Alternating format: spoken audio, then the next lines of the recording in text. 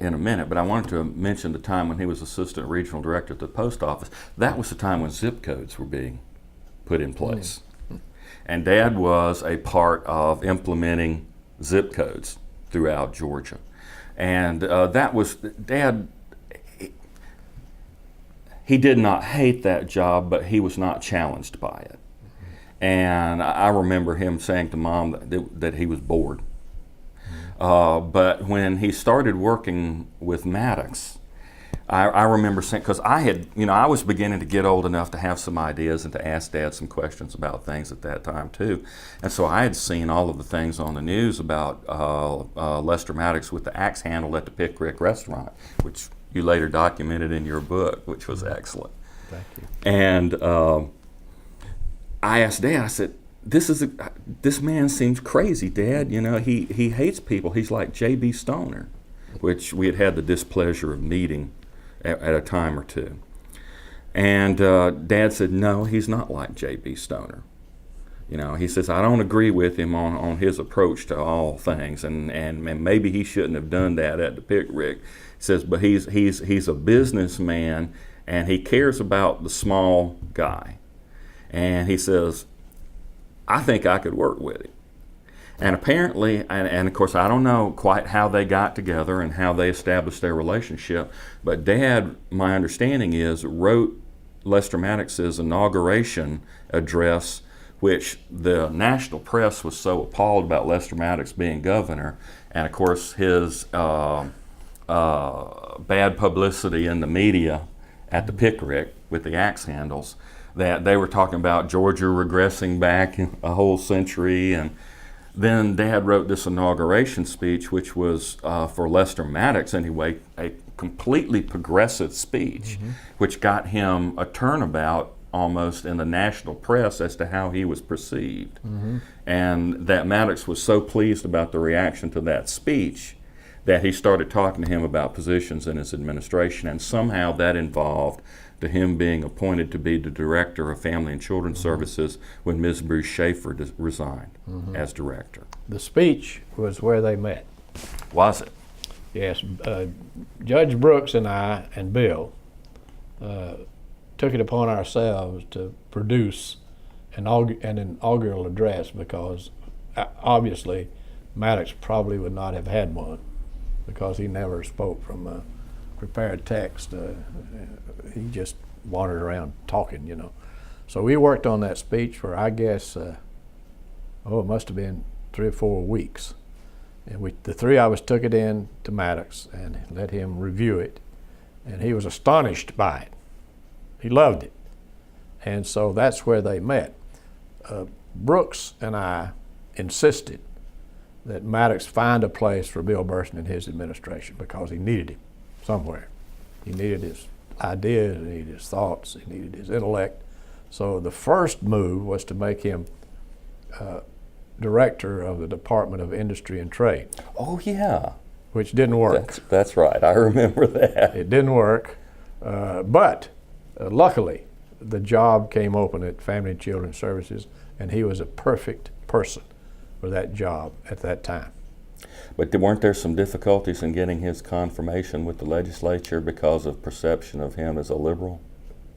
Well, there was a difficulty in getting him approved, but it was because of the fear of the county welfare boards that he would move in there and do things they didn't. Well, he integrated the county welfare boards. That's why they feared him. He'd already made it clear that was what he was going to do. Okay, so that was after his appointment then. The confirmation came later after his appointment. Well, yes. He was appointed and then on the job for a while, enough to begin to make people edgy, and then had the confirmation hearing. That's right. I remember our whole family going down to the Capitol for his swearing in. And, Governor Maddox was very gracious to us, very charming to my mother. Right. I remember that.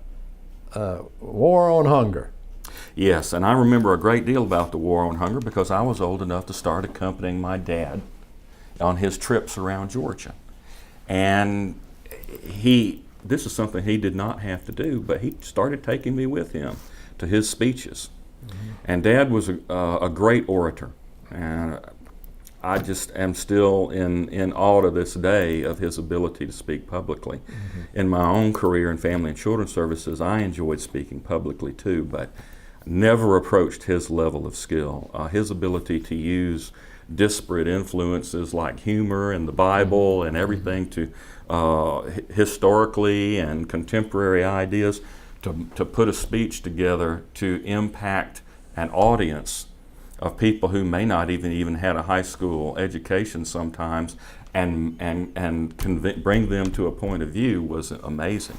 Mm-hmm. And it was a wonderful education for me to travel around the state. I think I was in probably every whistle stop with him around Georgia. And later, when he got me working on his campaign for state treasurer, that served me in good stead, because I had overcome a lot of my shyness by having to meet all of these people and having Dad try to explain to me their role in things. Mm-hmm.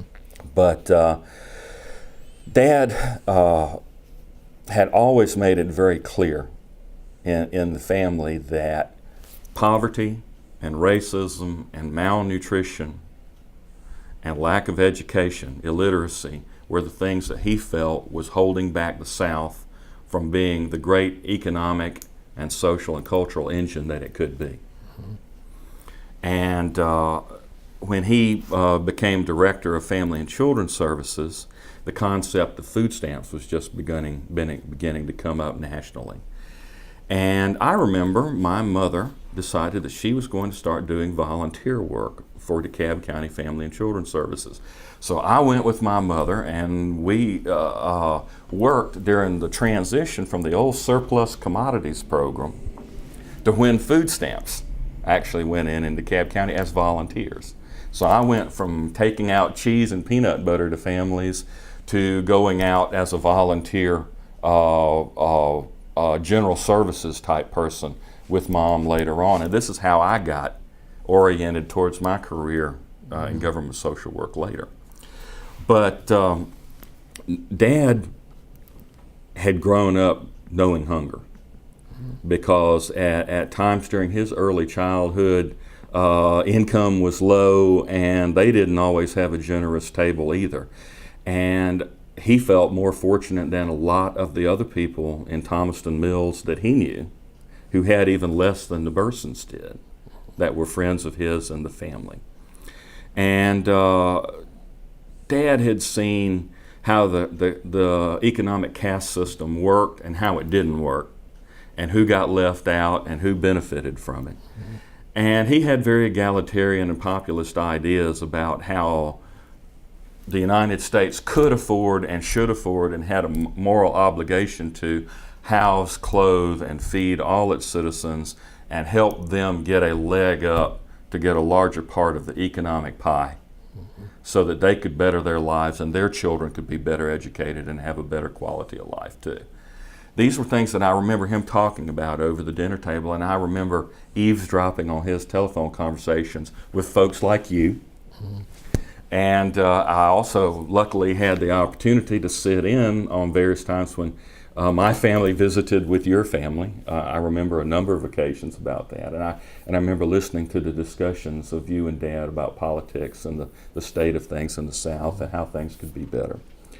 So Dad decided that he really wanted to be a big part of this war on hunger, and that food stamps and the computerization of that program and the pushing of this program through public education and outreach into the 159 counties in Georgia through their county commissions and departments of family and children's services was a big key towards moving Georgia into a better position economically, where it could better look after all its citizens.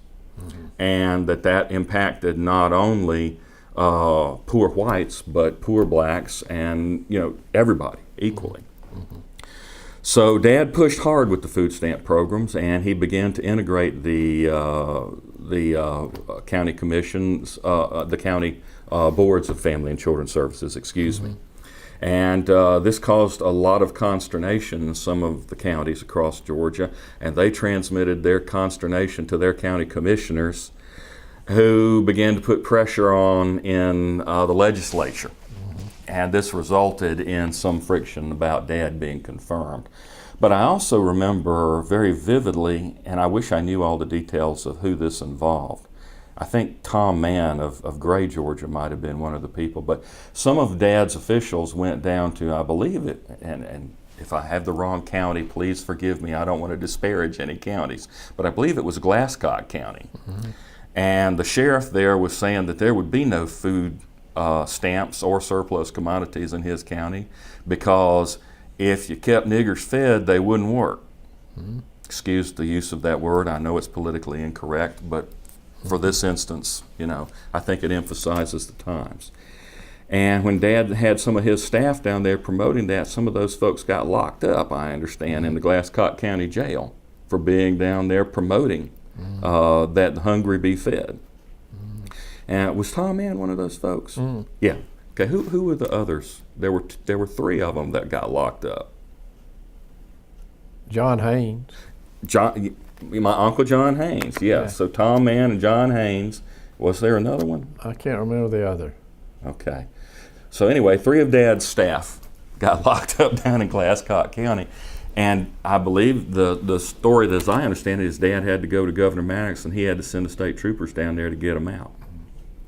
So but one interesting thing was that Governor Maddox stood behind your dad during all of this. Which would have been a contradiction to people who thought that Governor Maddox was such a racist.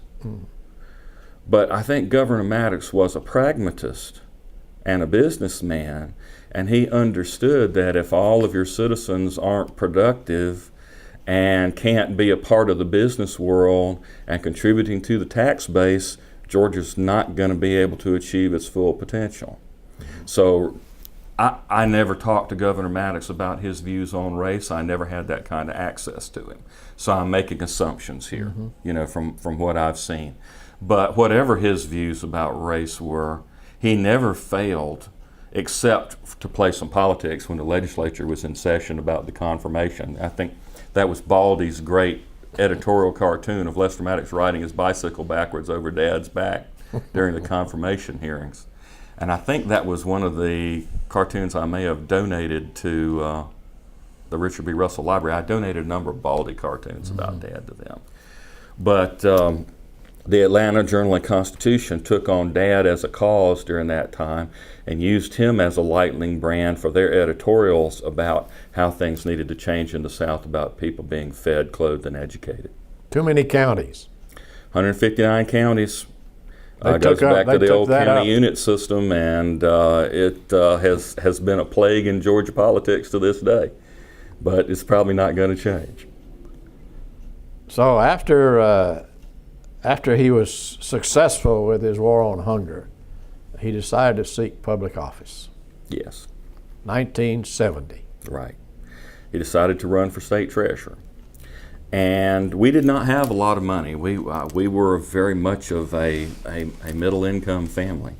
I think I had just started high school about this time, and maybe a year or two into it, maybe ninth grade or so. And it was back before I entered my rebellious stage.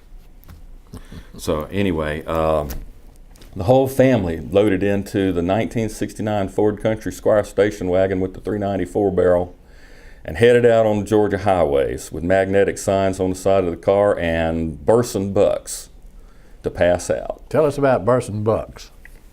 Dad had a picture of a dollar bill, not quite legal tender size, with his picture on the front of it with his famous horn-rimmed glasses and his campaign platforms on the back.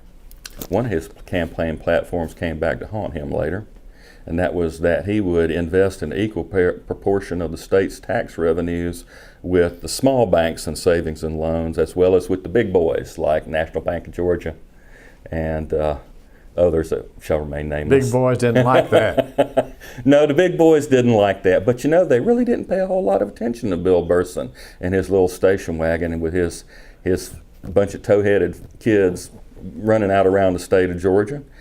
And I remember getting dropped off at a railroad crossing somewhere down in South Georgia near some convenience store or country and western store. I remember it's in the middle of July, and Dad dropped me off and handed me a stack of Burson bucks, and he says, "Son, go in there and get those people to vote for me." And I remember, and he drove off.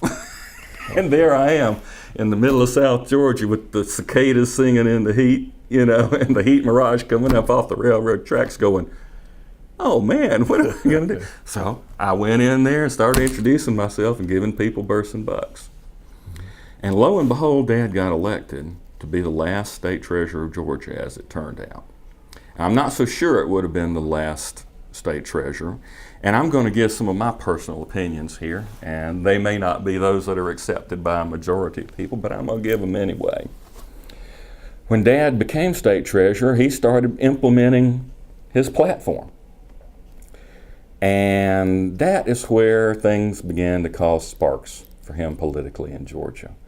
Because when he started implementing administratively the part about investing that portion of state's proportional share of state tax revenues with small banks and savings and loans, the big banks got upset about this.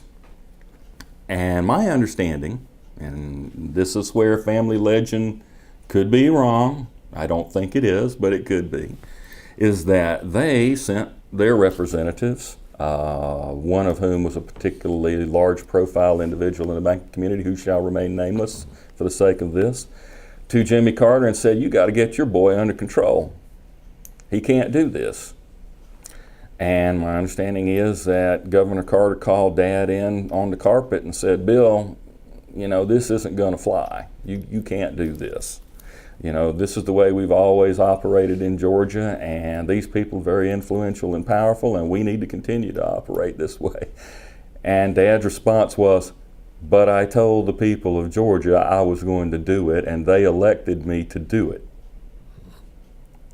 And Jimmy Carter says, "Well, I'm telling you, you're not going to do it." And Dad said, "Well, I'm going to do it," and then proceeded to continue to do it.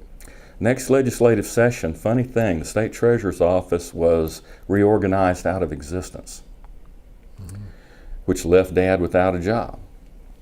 And this could also be, I don't know how part of it, much of this is family legend and how much is fact, but my understanding of what happened is that Dad then found jobs for his staff in other areas of the state where he could, and he blockaded the door to the state treasurer's office and locked it from the inside, and every day he would climb out onto the ledge on the side of the state capitol, I think it was on the second level, and walk the ledge around to the flower garden next to the steps and jump down into the flower garden and leave, while he proceeded to sue the state of Georgia and Jimmy Carter over abolishing a constitutional state office without a referendum.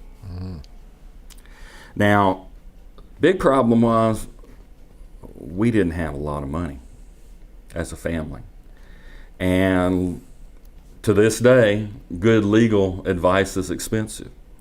And Dad fought Jimmy Carter and his administration all the way up from the lower courts to the higher courts, and it got to the Georgia Supreme Court. And my understanding is that Governor Carter had recently appointed some justices to that. And funny thing, they overturned Dad's lawsuit. And Dad, by this time, had exhausted family finances and could not afford to take it to federal court. So I remember this precipitating a period of great despondency with Dad. And his despondency turned into, a bit of alcohol abuse, and family things got kind of rough. And I was becoming a rebellious teenager, and I remember those being difficult years in which Dad and I became very alienated. But that was a very tough time for Dad, because Dad's real ambitions, and I had heard him say this before, was to become a U.S. Senator. And he had seen the state treasurer's office as a stepping stone towards him being able to do that. And he saw this as a tremendous setback. Now, I thought that this was when he was offered the job with Industry and Trade. But it was before that. Yeah, that was when Maddox was first elected in 1967. Okay. All right. He became a lobbyist for the National Federation of Small Businessmen. That's what it was. There you go. Dad was unemployed for a number of months and a very unpleasant fellow to be around. It's always interesting, family perspectives on an individual and outside perspectives. Everybody that I have ever met that knew Dad, that was outside of our family, says, "You're so lucky to have Bill Burson as your father. He's the most incredible gentleman and the nicest man I've ever met." And then if you were his son, who he was saying, "You made a 99 on that test, why not 100?" It was a little bit different story. But, of course, during those times, this was the mid to late 60s. Things were going on tremendously culturally in the United States. My sisters and I were watching TV. We were having the Cultural Revolution. I was interested in rock and roll music. I bought into a lot of the BS propaganda at the time of, anti-capitalism, anti-war, and all. And I started thinking all these wonderful ideas, and questioning everything, questioning the church, questioning the establishment. And Dad didn't have the patience for this and was in a bad spot in his career and ego-wise at that time. And so he and I just butted heads during this period of time. Fortunately, it created a period of alienation between him and me, which lasted into my mid-20s. We were able to resolve it later, thank God. But Dad's emotional state during this period was very rough because he knew his potential. He knew what he had to give, and it didn't seem that anybody wanted it. But after about 6 months of unemployment, he took this job as a lobbyist for the National Federation of Small Businessmen, which gave him a national perspective on free enterprise and business and capitalism that he found really stimulating and invaluable. He flew all over the country. I remember him telling me about that he thought he was going to die one time crossing the Rocky Mountains when the Learjet he and some of the business travelers were on hit a pressure drop and dropped 6,000 feet in a couple seconds. And they all had no seatbelts on and hit the roof of the plane with all their papers and everything, cocktails and whatnot. But he did that job for a while and enjoyed it, but it wasn't really where his heart was. Mm-hmm. And it's difficult for me to keep the chronology straight during this period of time because during this period of time also I finished college. I went to Georgia State University and I finished it in 3 years and got out. But I also was a long-haired motorcycle rider. Mm-hmm. And my dad didn't want me involved in any political stuff that would reflect poorly on him. And so he and I I moved out from my parents' home at age 20. And Dad did get me help through the great Gilbert Delaney, who was director of Fulton County DFACS, helped me get a job as a caseworker because I had a liberal arts degree. And that was what people with liberal arts degree could do at the time. And I already had an inclination for that kind of work from having been a volunteer with my mother earlier on. So I started working in the food stamp program, and food stamp and AFDC programs were kind of melded together. So I started working then as a caseworker, and I was on my own during this period of time. And Dad and I weren't communicating. So I don't have as much personal observations about this period of time because we kind of were not really that close. Where were you in 1972 when he ran for the United States Senate? I was still at home in 1972 when he ran for the U.S. Senate. And I helped prepare campaign materials for that, but because of my long hair and beard, I was not presentable on the campaign trail, so I did not go to any speaking engagements, but I stuffed envelopes and did all of that kind of stuff. Dad hit the road. He decided that he was going to do his campaign by walking across the state of Georgia from Rabun Gap to Tybee Light. And so he did. He proceeded to do that, which I think would have been a great campaign strategy except for one thing. Cox Broadcasting and the big banking industry kind of were communicating about whether or not Dad was a malleable person for being in public office. And Cox Broadcasting blackballed Dad on his walk across the state, and he did not get the coverage that he should have gotten on that campaign trip.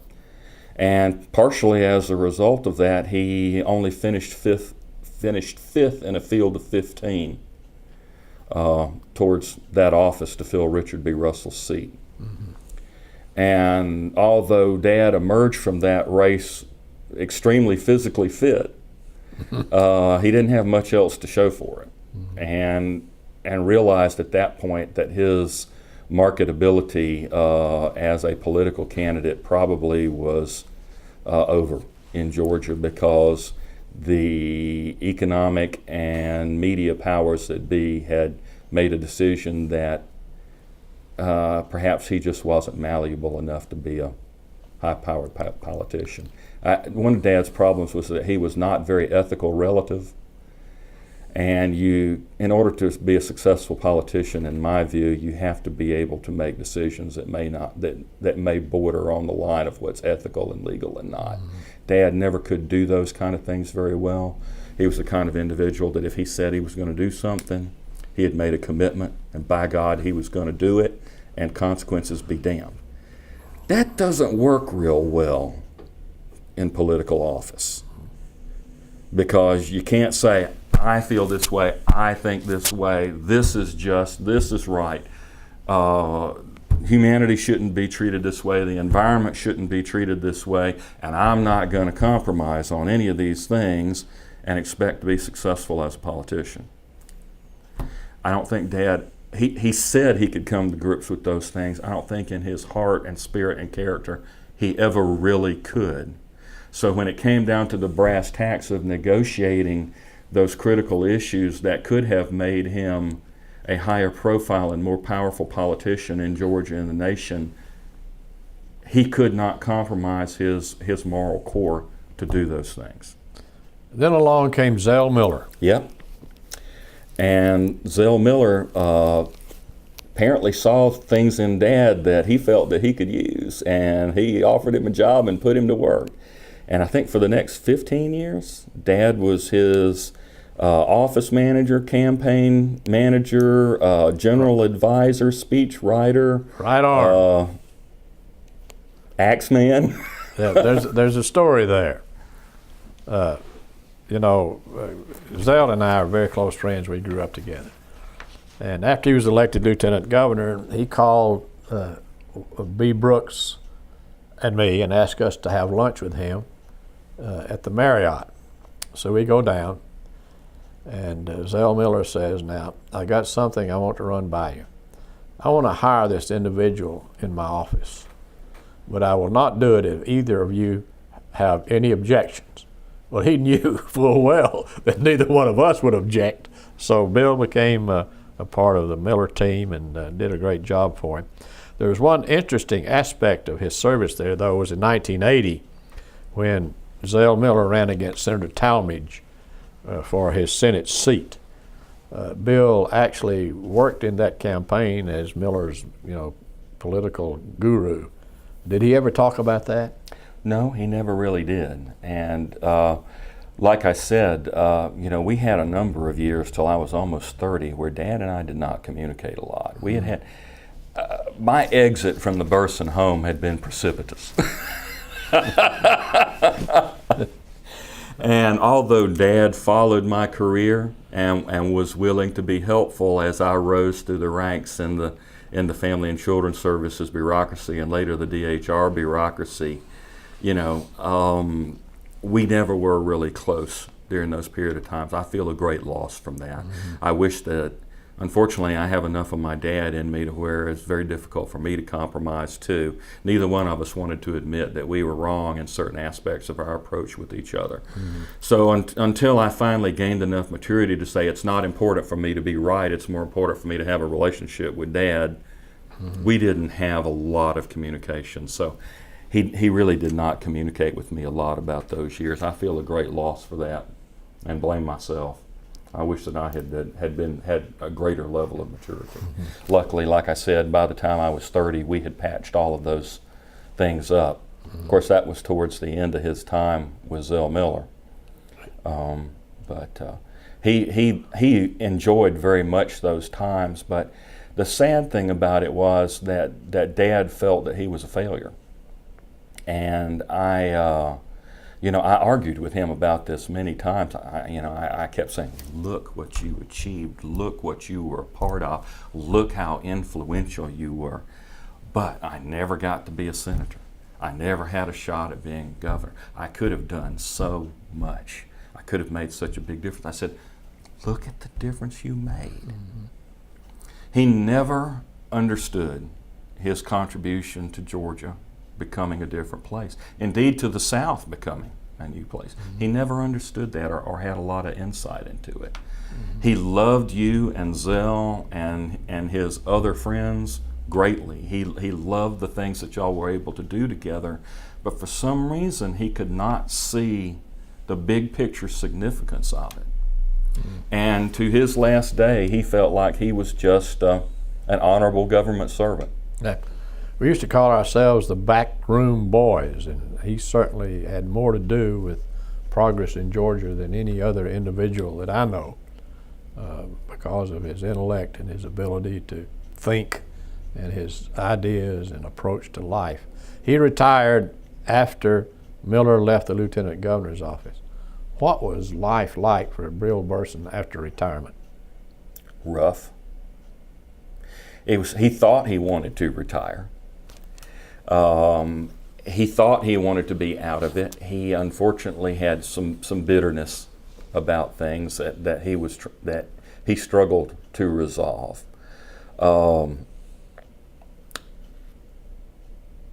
I just don't think he was a happy man. I think he would have done better to continue on to work, but he did do other things.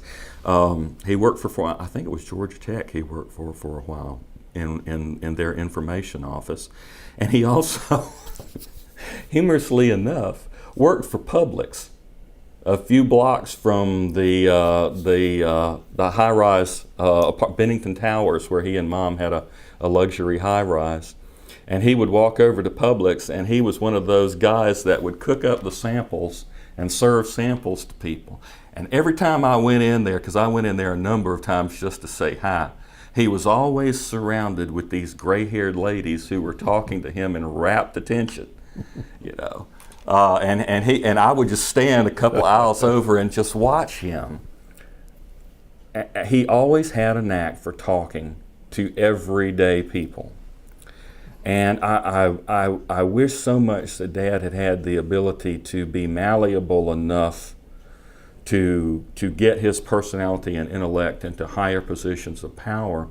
But I think Dad's lightning rod contributions to the abilities of others who did have those talents were what made Dad great. He was one of those behind-the-scenes technicians that worked with the personalities and intellects of people who could wield the power without dealing so in such black and white with the moral and integrity type issues and honor issues that Dad had difficulty with. He could influence those people. He could intellectually persuade them to his point of view. He could use facts and figures and emotion to show somebody a way to do something that they might not think was otherwise achievable, and convince them that it might be a good idea when they hadn't otherwise thought it was. Mm-hmm. And that, I think, was his overall contribution of taking his great mind and his great spirit and putting it into the public arena indirectly. Mm-hmm. Before we get into your own political and professional career, is there anything that we've left out that we should say about Bill Burson? I can only say that despite our differences and our time of alienation, which lasted almost a decade to my regret, I loved him dearly and I miss him greatly. And I would love so much to have his perspective on the world today. I know that he was considered by people in Georgia and the media to be this great liberal, quote unquote.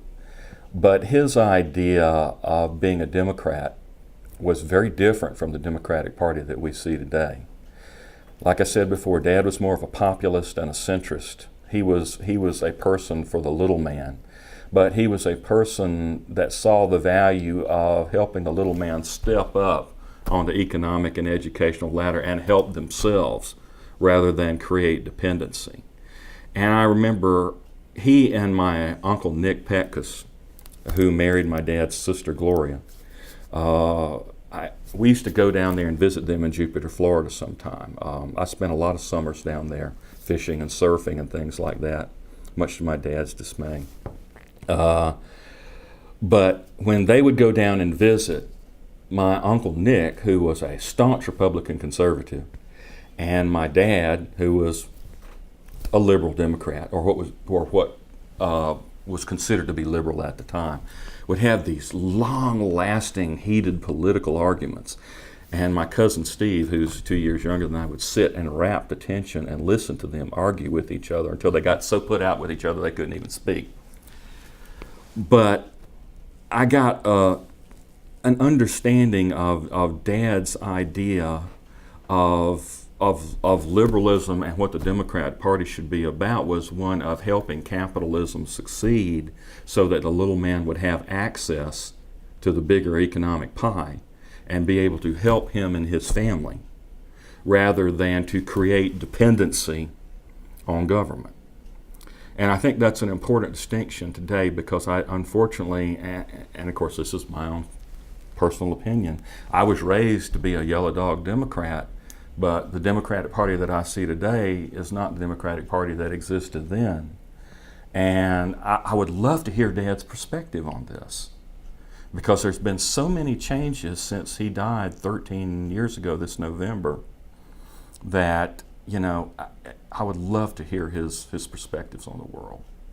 And I greatly miss him being here. Mm-hmm. Tell us about your career with the Department of Family and Children's Services.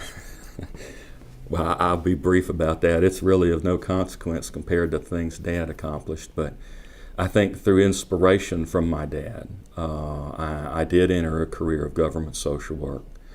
And I spent my time in the trenches doing AFDC and food stamp casework.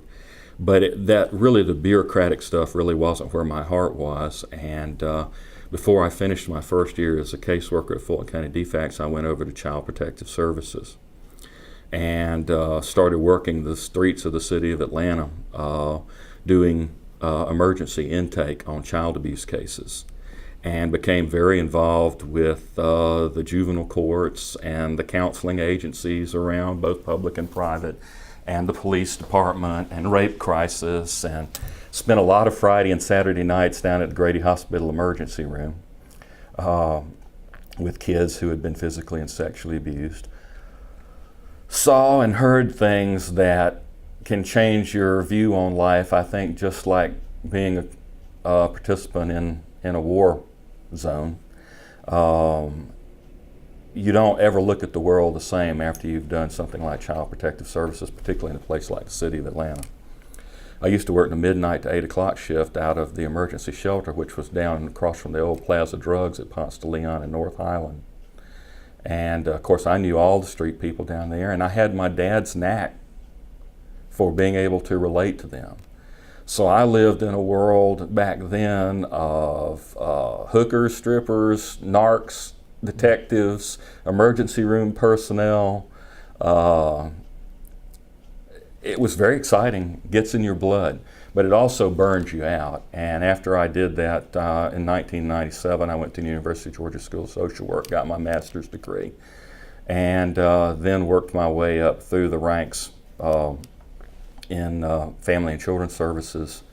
Helped create the 24-hour emergency services, first 24/7 emergency child protective services intake unit in the Southeast, and went from there to being a state office person with the Interstate Compact on Placement of Children, and then to being Deputy Director of Hall County Family and Children's Services in Gainesville, then back to Atlanta to become the chief of the adoption unit and computerized that unit and computerized all of the adoption records, which have to be maintained for 100 years after an adoption in Georgia legally.